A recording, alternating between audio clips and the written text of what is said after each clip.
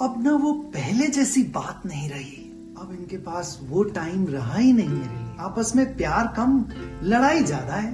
पहले जैसा क्यों नहीं है? और मुझे लगता है वो हमेशा मुझे गलत समझते हैं। मैं बोलती एक्स हूं, समझते हैं वाई।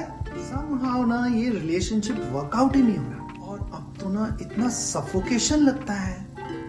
क्या आप भी अपनी लाइफ में ये सब एक्सपीरियंस कर रहे हैं? किसी भी रिलेशनशिप में ज्यादा दिन वो अट्रैक्शन नहीं चलता, और जैसे ही ये अट्रैक्शन फिजल आउट होता है, हम सब स्ट्रगल करते हैं एक दूसरे को टाइम देने में, एक दूसरे को सुनने में, एक दूसरे को अंडरस्टैंड करने में। ये सब स्ट्रगल सामने आ जाते हैं। और अब शायद आप उम्मीद भी खो बैठे कि ये कभी वर्कआउट भी होगा या नहीं होगा।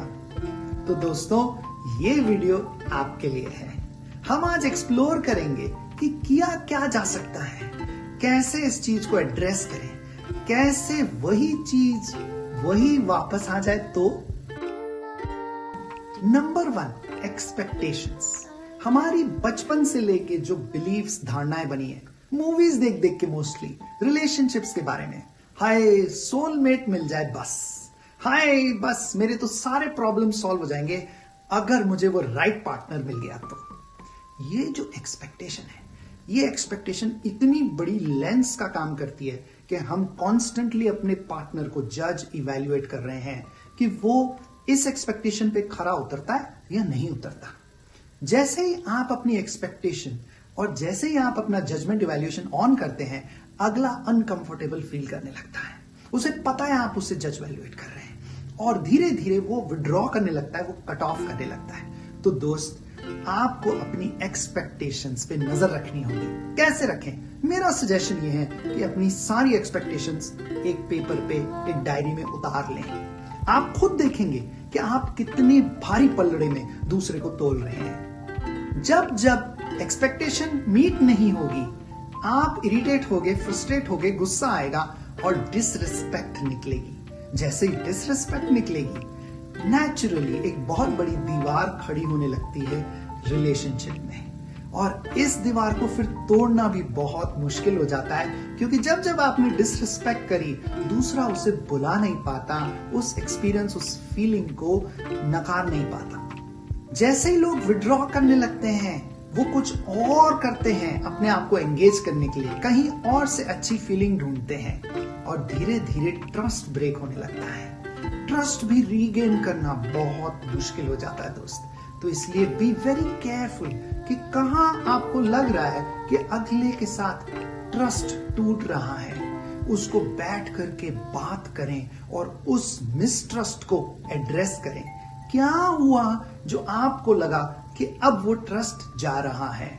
दूसरे को क्या लगा आप में कि उसे लगा कि वो अब आपको ट्रस्ट नहीं कर सकता? ये बैठ करके बात करने वाली चीज है। इससे घबराएं ना, कोशिश करें कि शांति से ये बात हो पाए और एक दूसरे को समझ पाए कि हम कहां ट्रस्ट लूज कर रहे हैं। जब एक्सपेक्टेशंस मीट नहीं होती तो हम मैनिपुलेट करने लगते हैं, हम सटली फोर्स यूज करने लगते हैं, शायद लैंग्वेज में एग्रेशन दिखा के, बॉडी लैंग्वेज में एग्रेशन दिखा करके, बातचीत के द्वारा हम चाहते हैं कैसे भी वो समझ जाए। हम डायरेक्ट बात नहीं करते।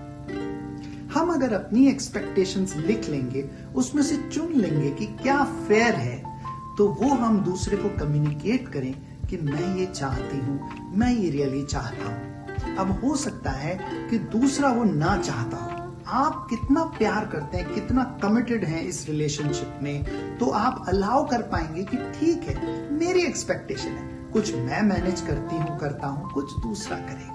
हम बहुत कुछ ओवर थिंक भी करने लगते हैं इस रिलेशनशिप के बारे में। बहुत सारा फोकस है इस रिलेशनशिप पे। उस फोकस को भी थोड़ा सा विड्रॉ करना पड़ेगा, थोड़ा जूम आउट करना पड़ेगा, थोड़ा स्पेस देना होगा अपने पार्टनर को। वो क्या चाहता है, उसकी रियली ख्वाहिशें क्या हैं। हो सकता है दूसरे के लिए ये रिलेशनशिप उतनी इंपॉर्टेंस नहीं रख रही जितनी आपके लिए रख रही है, और उसके बहुत सारे और दूसरे ख्वाब हैं।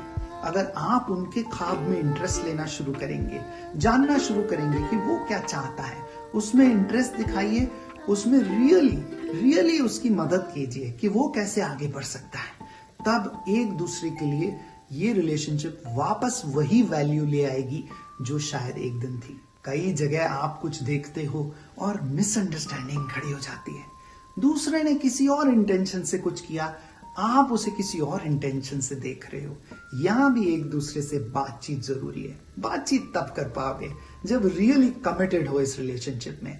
आपका माइंड आपके साथ खेल जाता है, आपको ये रीजंस देने लगता है कि छोड़ो, अब ये संभव नहीं, छोड़ो, ये पॉसिबल नहीं। सब कुछ पॉसिबल है।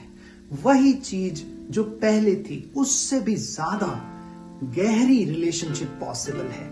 Deep understanding, deep reflection into what I really need, what the other person really needs. Bring this back for you. क्या ऐसी क्वालिटीज हैं जो आपको अपने अंदर लानी होंगी? Number 1, patience. You are already improving on patience. If you are watching this video, then you are up to improving yourself, which is a great sign by the way. तो अपना पेशेंस कब रखना है, कब चुप रहना है, कब अलाउ करना है दूसरे का गुस्सा, इरिटेशन, फ्रस्ट्रेशन निकल जाने दो, कोई बात नहीं। दूसरी क्वालिटी जो अपने अंदर लानी होगी वो है maturity, to understand that we are all work in progress. कहीं पहुंचने का ऐसा कोई डेस्टिनेशन अल्टीमेट ना आपका है ना उसका है। ये जो जर्नी है यही है, इसी को एंजॉय करना है एक दूसरे के साथ। नंबर 3 क्वालिटी जो डेवलप करनी होगी वो है speak only when the words are better than silence. I sometimes believe that silence is really golden.